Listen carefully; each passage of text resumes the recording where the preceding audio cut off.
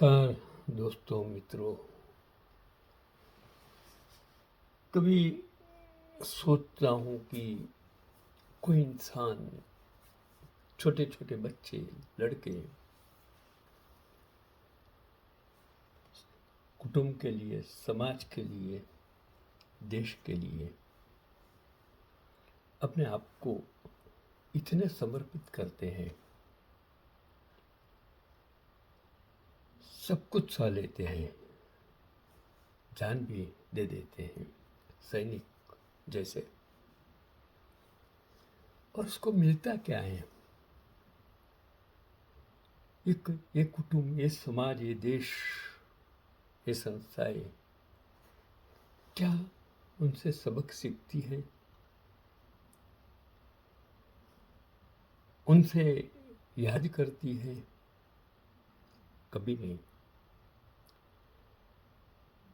इन आज़ादी ऐसे नहीं मिली है।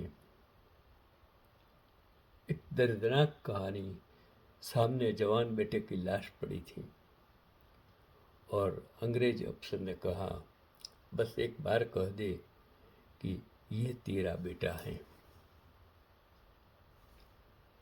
आपका भी अगर बेटे शहीद हो जाए, सामने पड़ा हो, आप क्या कहेंगे?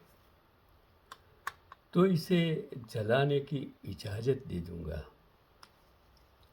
पर उस क्रांतिकारी पिता ने जो जवाब दिया, उसे सुनकर पत्थर भी रो पड़े होंगे। यह कहानी एक ऐसे पिता की है जिसने अपने इकलौते बेटे के शव को छूने तक से इनकार कर दिया था, ताकि देश का सिर न झुके। देश के लिए इकलौता बेटा, स्पर्श भी नहीं किया। यह कहानी है मास्टर अमीचंद की, जो दिल्ली षड्यंत्र के 1912 के प्रमुख क्रांतिकारी थे।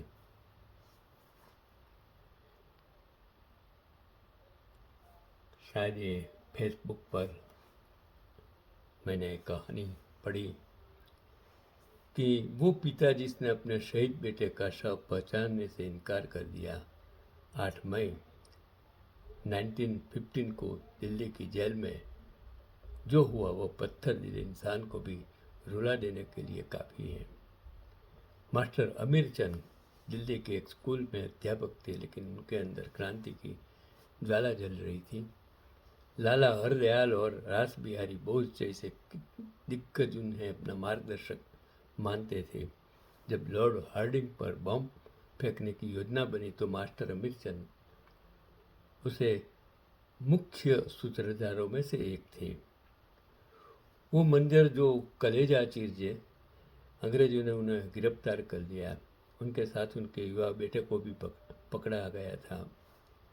अंग्रेजों ने उनके बेटे को इतनी बेरहमी से प्रताड़ित किया कि जेल की कोठरी में ही उसकी मौत हो गई।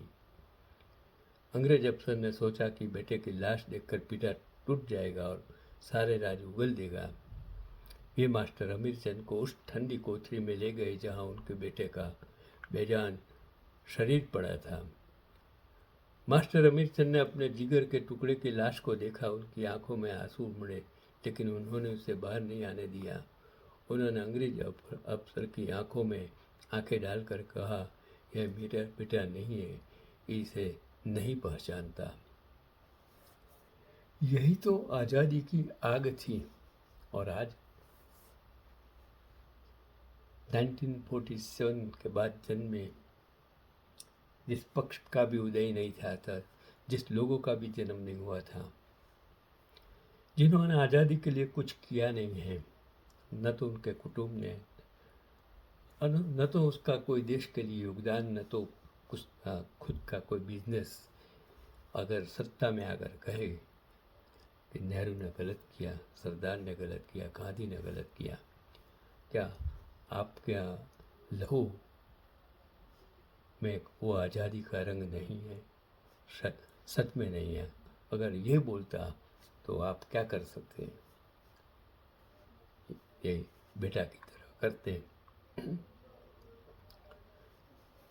ये जानते थे कि अगर उन्होंने भावना में बहकर अपनी पहचान उजागर की तो उनके बाकी क्रांतिकारी साथी पकड़े जाएंगे।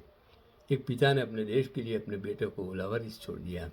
8 मई 1915 को जब मास्टर अमीरचंद को फांसी के फंदे की ओर लाया जा रहा था तो उनके चेहरे पर एक अलौकिक शांति थी। उन्होंने फंदे को चूमा और कहा, मैंने अपना सब कुछ भारत माँ को दे दिया, बस अब यह जान बाकी है, यह भी ले लो। जिस बाप ने अपने बेटे के शव को छूने तक का एक हक इसलिए छोड़ दिया ताकि हम आज़ाद घूम सके, आज हम उनका नाम तक नहीं जानते। क्या हम इतने एहसान फरोश हो गए हैं? आज इस महान पिता और उनके बलिदान को अपने दिल में, दिमाग में, सोच में और अपने आप के लिए सोचिए, क्या ये आज़ादी इन लोगों की वजह से मिली है? आज सत्ता में बैठकर उसको गाली मत दो, ऐशो आराम मत कीजिए। आज 2 करोड़ लोग सत्ता में आकर जो ऐशो आराम की ज़िंदगी जी रहे हैं, वो इन शहीदों की बदौलत हैं, इन शहादत की बदौलत हैं। बल्कि उनको आप आज़ादी को, इन लहू को, कर्म लहू को अगर आप बदनाम करेंगे तो ईश्वर भी शायद आपको माफ़ नहीं करेगा। यही आज का पैगाम।